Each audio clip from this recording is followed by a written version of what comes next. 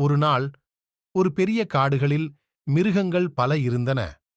அந்த காட்டு மிருகங்களில் சிங்கம் அரசனாக இருந்தது. ஒரு சிறிய முயல் மற்றும் ஒரு திமிங்கலம் ஆகிய இரண்டும் அங்கு நண்பர்களாக வாழ்ந்தன. ஒரு மாலை முயல் தண்ணீர் குடிக்க குளத்திற்கு சென்றது. அங்கு திமிங்கலம் தண்ணீரில் குளித்துக் கொண்டிருந்தது. திடீரென திமிங்கலம் சிக்கிக் கொண்டு தள்ளாடத் தொடங்கியது.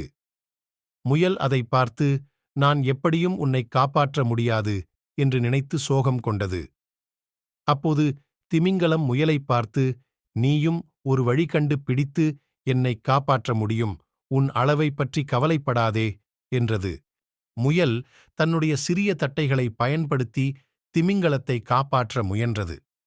அது தன்னுடைய சிறிய உடலை பயன்படுத்தி தண்ணீரில் திமிங்கலத்தின் அருகே சென்று அதன் மீது ஏறி திமிங்கலத்தின் தலைப்பகுதியில் சின்ன நுரை உருவாக்கி அதை மெதுவாக தள்ளியது.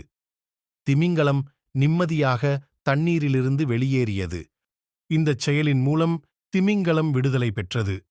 திமிங்கலம் முயலுக்கு நன்றி கூறி, நீ எப்பொழுதும் உன் அளவை பற்றி கவலைப்படாதே, உன்னுடைய திறமையை முழுமையாக பயன்படுத்தி நீ எதையும் சாதிக்க முடியும் என்றது.